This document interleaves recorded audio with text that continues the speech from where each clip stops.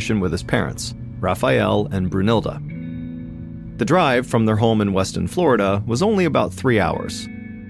But to 16-year-old Sebastian, the trip felt much longer. He had a lingering headache and his eyes felt itchy and sensitive.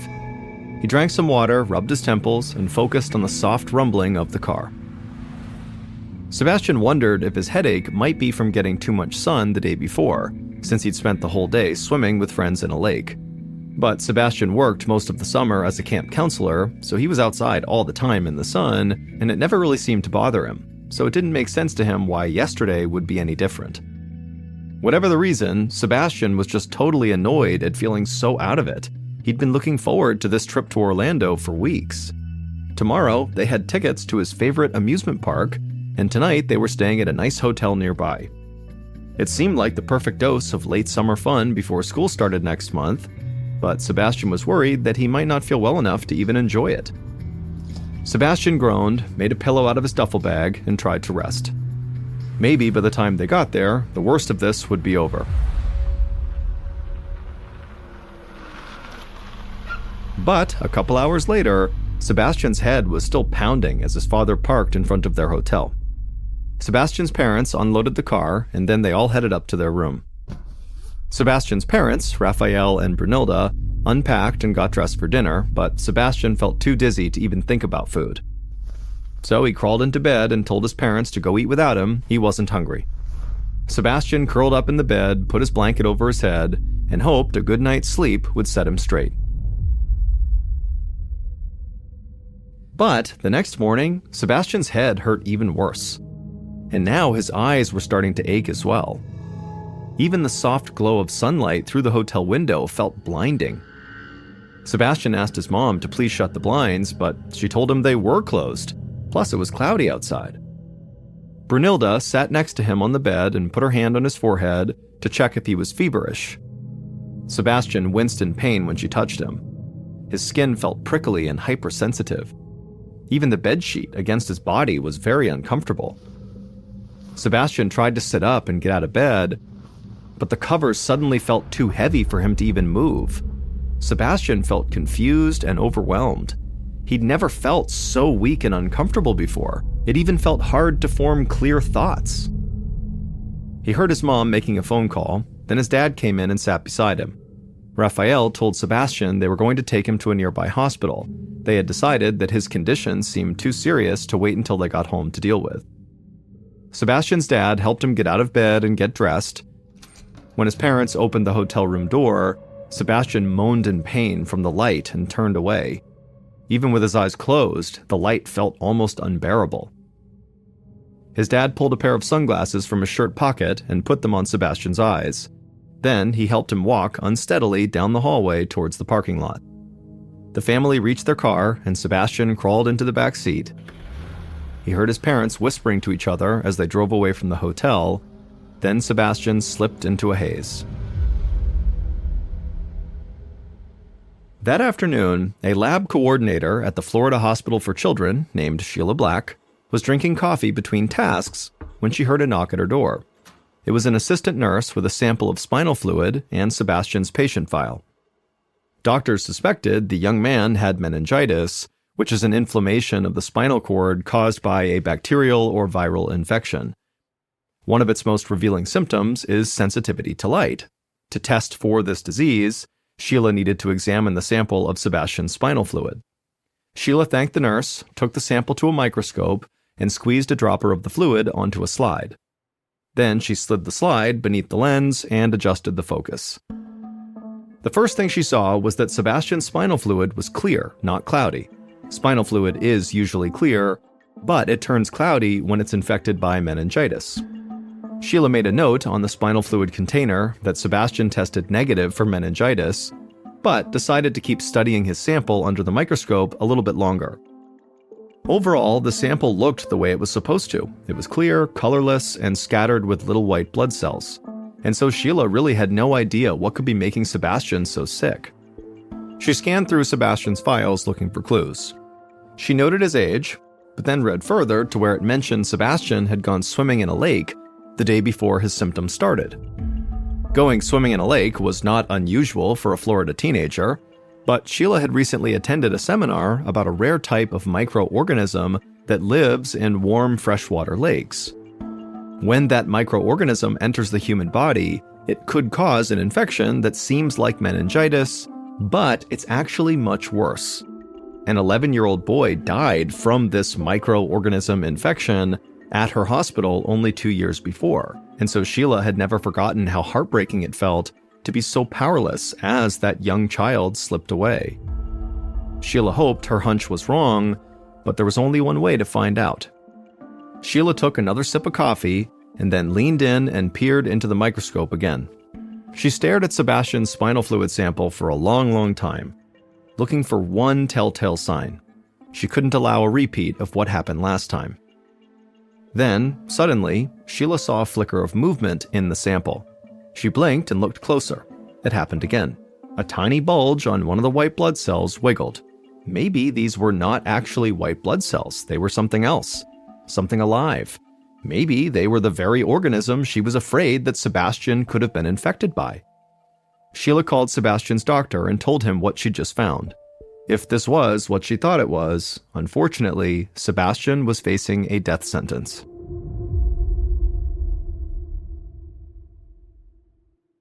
Sebastian's doctor, Humberto Liriano, slowly lowered the phone from his ear to his side and leaned his head against the wall.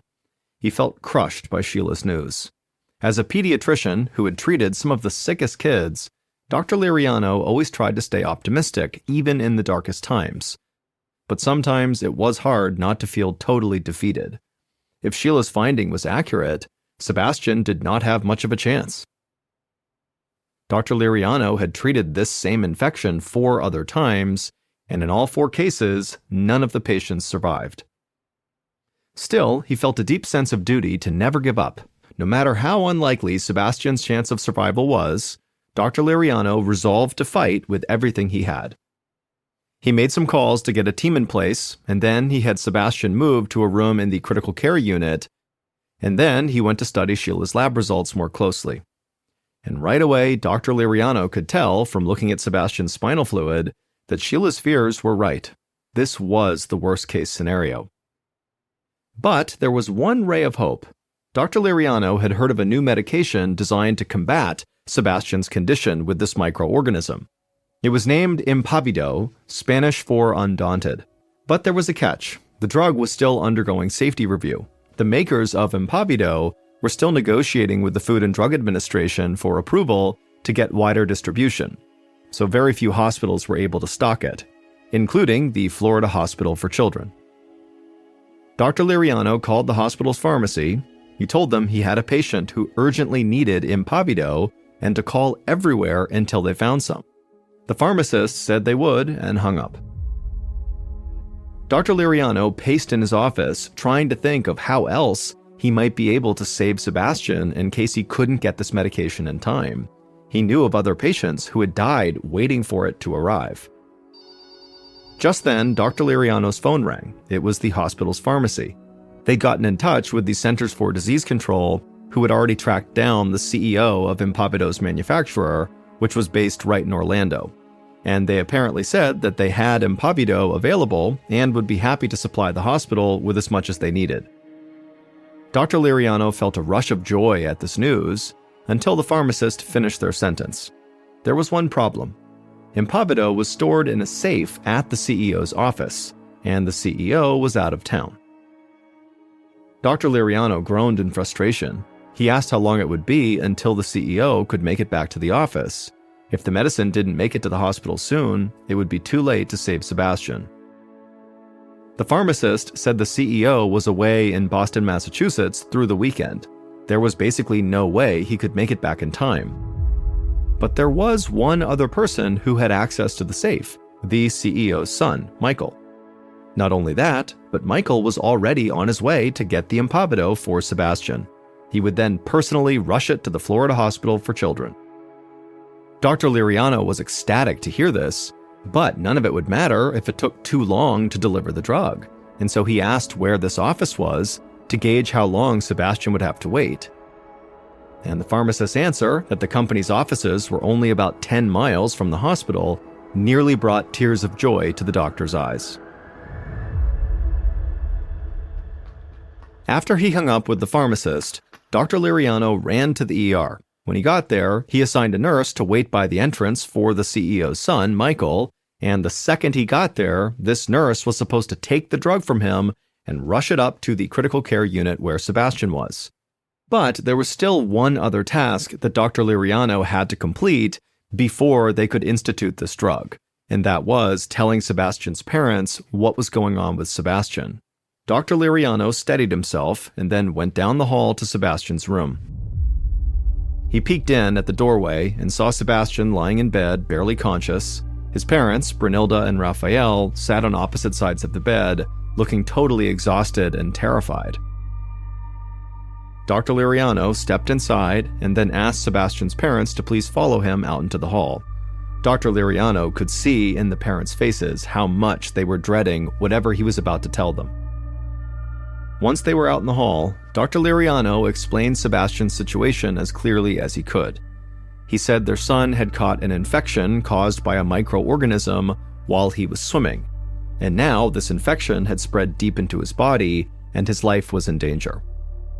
When he said this, the parents' faces went white. They stared at Dr. Liriano blankly. He told them the good news was that a new medication was on the way to the hospital this very second. The bad news was that Dr. Liriano had never been able to use this medication before, so he didn't know for sure if it would even work. Still, it was the best and potentially only chance they had against an infection with a very low survival rate. Only 3% of people who get this infection survive. Dr. Liriano gave the parents a few minutes to absorb this terrible news. Then he explained that in order to use this new medicine, they would have to put Sebastian into a medically induced coma, taking him to the brink of death in order to save his life. So if they wanted to say anything to Sebastian, now was the time. There might not be a later. Brunilda and Raphael nodded and went back into their son's room. They stood on either side of his bed and held his hands. His mother, Brunilda, cried as she told him what a perfect boy he was and that he was going to be just fine, medicine was on the way that would help him, and God was looking out for him.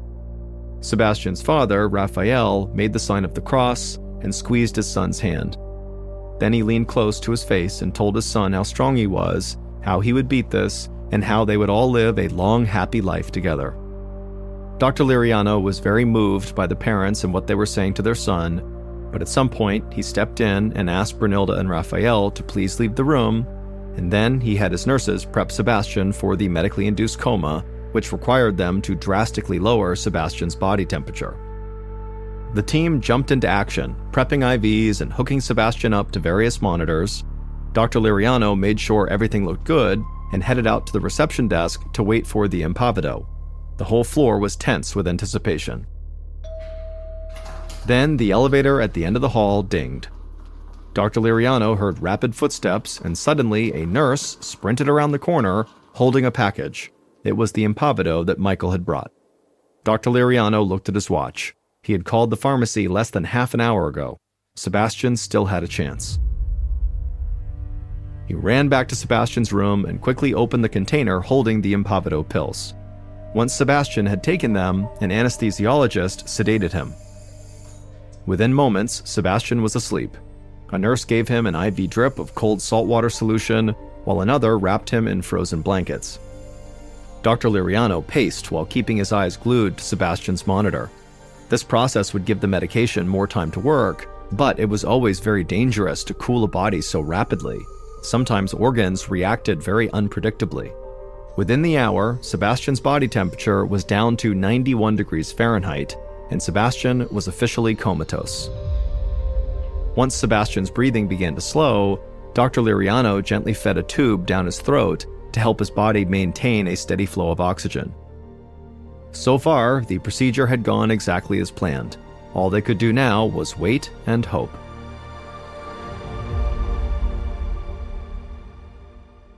The next morning, Dr. Liriano had some more of Sebastian's spinal fluid drawn to assess how the impavido was doing. He took the fluid down to the lab and studied it under a microscope. And when he looked, he let out a sigh of relief. There were already far fewer tiny wriggling creatures in the sample. The infection had significantly reduced. By the following morning, Dr. Liriano was beginning to believe that Sebastian was actually going to make it. He found Sebastian's parents half asleep on a bench in the waiting room. They jolted awake when he spoke to them. Dr. Liriano told them he didn't want to celebrate too early, but so far, all signs were very positive. When the parents heard this, they cheered and hugged the doctor tightly. But Dr. Liriano made it clear that Sebastian was not out of the woods yet. They still would have to bring him out of the medically induced coma. Dr. Liriano's team began steadily warming Sebastian's body. Minute by minute, his temperature rose until finally he was back at the normal 98.6 degrees Fahrenheit. Dr. Liriano then removed Sebastian's breathing tube and then hovered at his bedside, waiting. Then it happened. Sebastian took a big gulp of air on his own, and his heartbeat remained steady. Sebastian was out of his coma. A little while later, Sebastian's eyes blinked open. He gazed around the room like he'd just woken up from a deep sleep. Dr. Liriano immediately sent a nurse to go get his parents. Brunilda and Raphael rushed inside and threw themselves on their son. Everyone in the room clapped, cheered, and hugged. Dr. Liriano was ecstatic, but also stunned. This wasn't just a miracle, it made history. What Sheila Black found in Sebastian's spinal fluid should have killed him.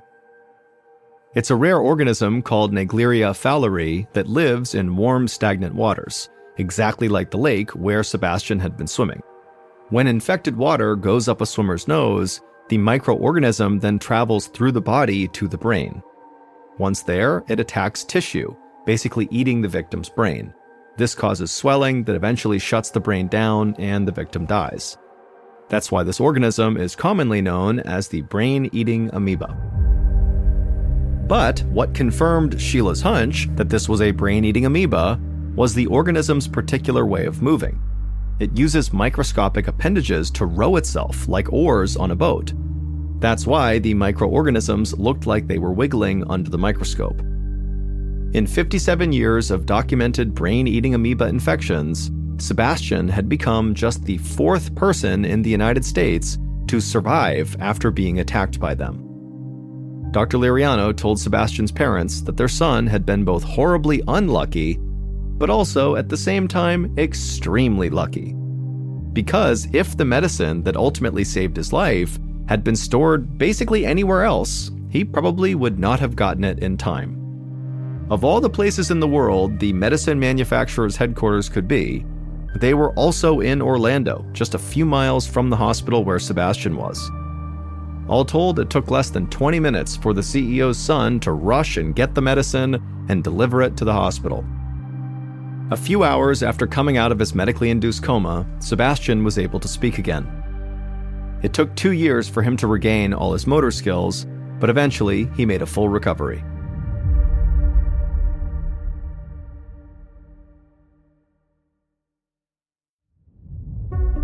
And now for our second story, called Burning from the Inside.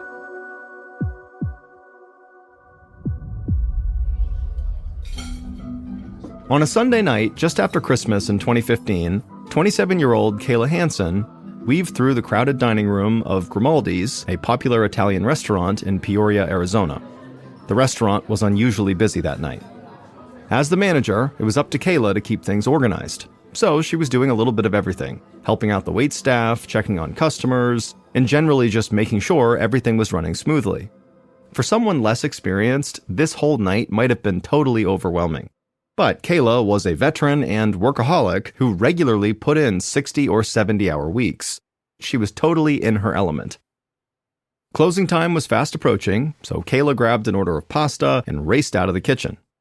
As she crossed through the doorway, though, she let her guard down for a second and collided with one of her servers.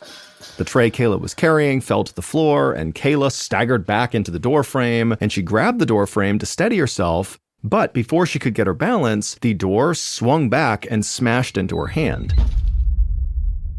Kayla cried out in pain and yanked her hand back.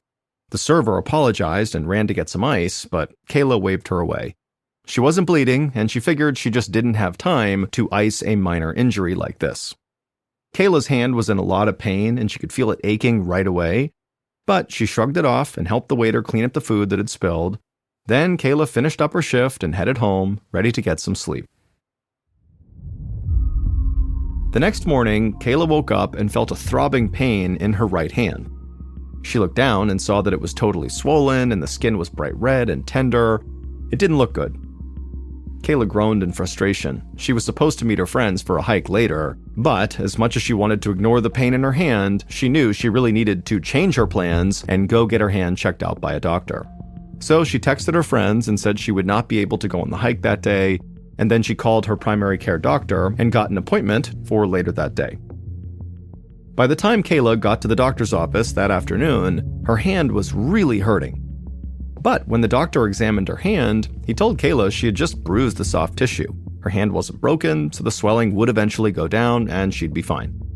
Kayla was totally relieved to hear this. It would have been extremely difficult to work at the restaurant with a broken hand. So Kayla figured she'd get better in a couple of days and really just kind of stopped thinking about her hand. It still hurt, but it didn't feel like an urgent matter. 2 weeks later, Kayla was in her bathroom getting ready for the day, trying to brush her hair with her uninjured left hand. Her right hand, the damaged hand, was still swollen and tender, even though it had now been 2 weeks since she hurt it. The swelling really had not gone down at all, and the pain seemed to be getting worse every day. In fact, the pain had gotten so bad on several days over these past 2 weeks that she'd had to call into work sick.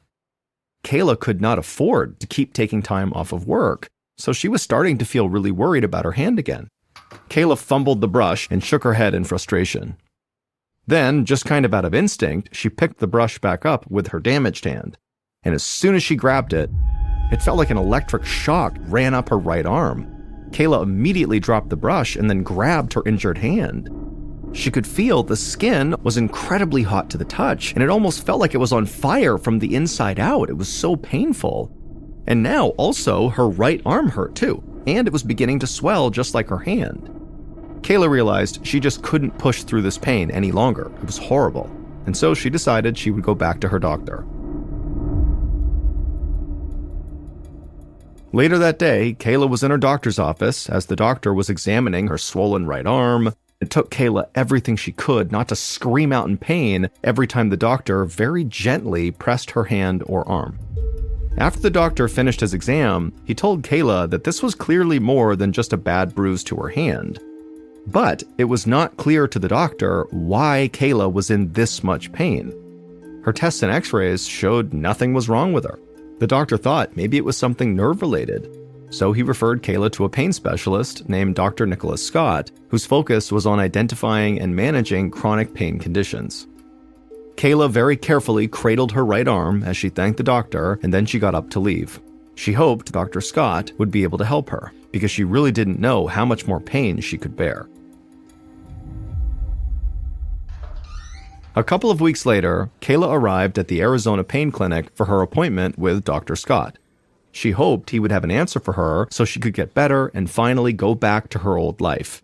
Not only was she missing work all the time, but Kayla was also in too much pain to go hiking or fishing, or really do much of anything that she used to do for fun. Kayla waited in the exam room for a short period of time before Dr. Scott entered. His calm demeanor put her at ease, but she couldn't help but flinch when he examined her hand, which was still swollen and still had these bright red blotches all over it. Once he was done, Dr. Scott asked Kayla if she knew what might have caused the injury. She told him about her busy night at the restaurant at the end of December and how her hand had gotten smashed in a door, but she didn't see how such a minor injury could cause this much pain and swelling and over such a long period of time. Dr. Scott nodded and told Kayla he could not find any tissue damage or broken bones, just like her other doctor. However, he believed she had developed a rare condition called complex regional pain syndrome, or CRPS, that can develop after there's been nerve damage. He explained that a nerve in Kayla's injured hand was misfiring and sending signals to the brain that she was in extreme pain, even though the original hand injury was not that bad.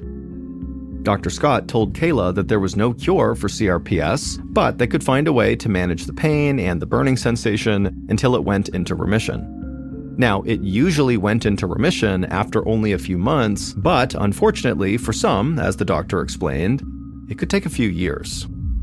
Dr. Scott said they had no way of knowing which group Kayla would fall into. Kayla was relieved that Dr. Scott had a diagnosis, But the possibility of living with such excruciating pain for years on end was terrifying. She just hoped that the doctors and her medical team could somehow get this pain under control and get her back to normal life soon.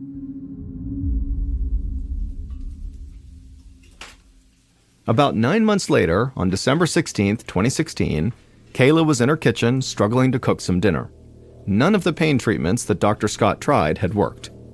Over the past few months, the horrible burning pain in her right hand and arm had spread across her feet, hips, knees, neck, even her head. Basically, Kayla felt like she was on fire 24 hours a day, 7 days a week. Kayla had lost count of how many times she'd been to the emergency room, but no matter what the doctors tried, the pain never lessened. She could barely get out of bed, she'd had to quit her job, and now she was relying on her family to help her financially. Kayla had worked so hard for so long to build her life, and now it was all crumbling all around her, and it seemed like there was nothing anyone could do to help her.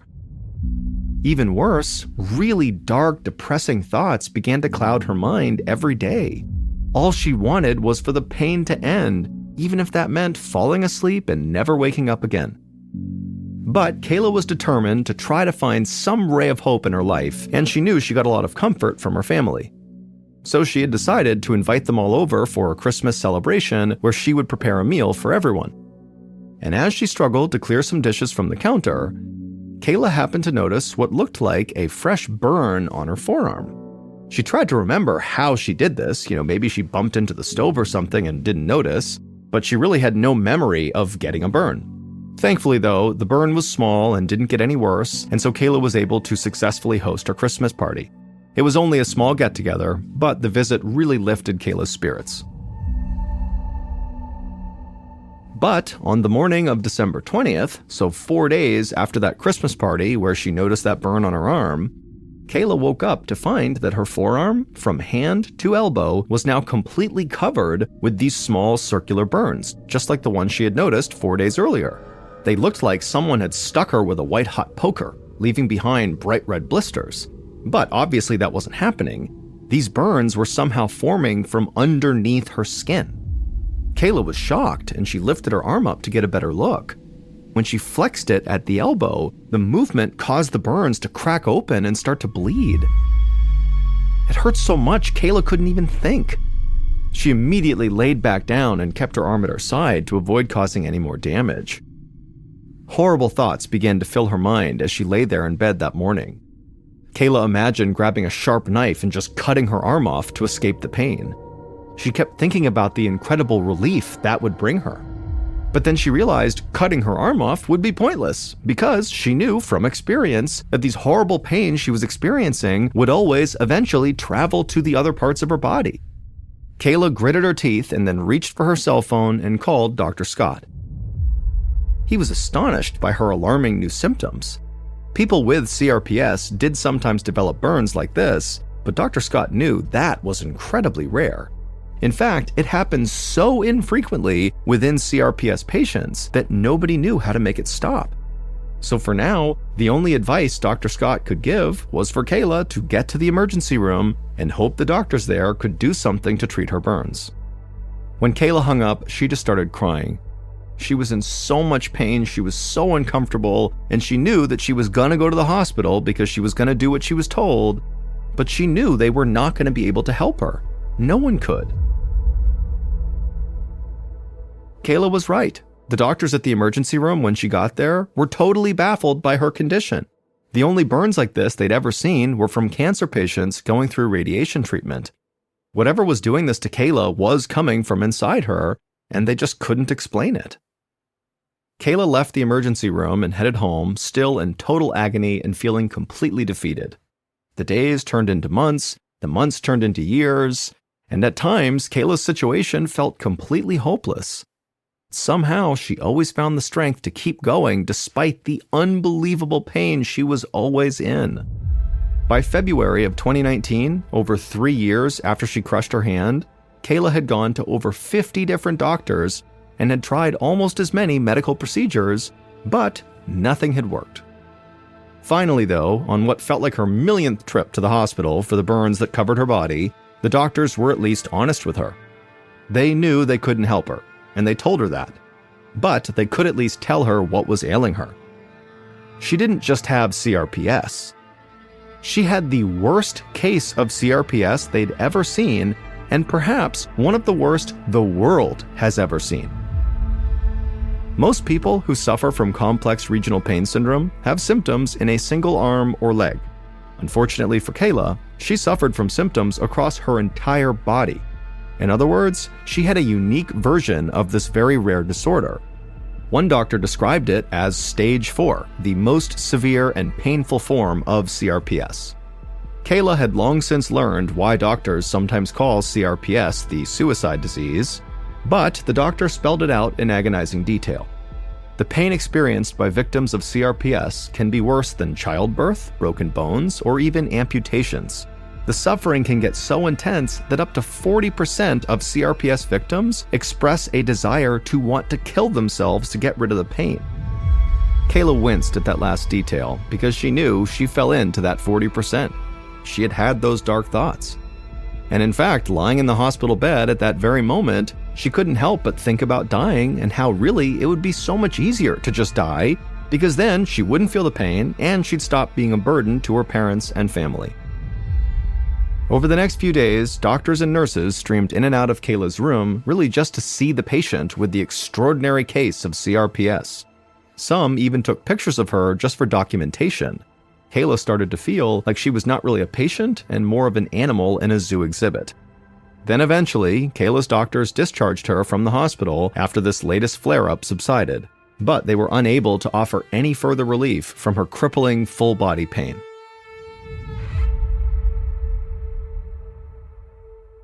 A short time after Kayla returned home after that millionth visit to the doctor, something remarkable happened.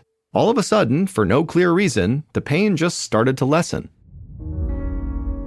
At first, Kayla hardly noticed, but by April of 2019, she felt noticeably better. By the end of the year, she was no longer covered in those burns and was feeling almost like her old self again. Finally, after almost 4 years of just pain and misery and torture, Kayla's nervous system had healed enough to properly transmit signals to her brain, which meant she was more or less back to her normal self. Although her CRPS will never be completely gone, Kayla was able to return to an active life. She went back to work at a restaurant, and she was recently honored with an award for excellence as a manager.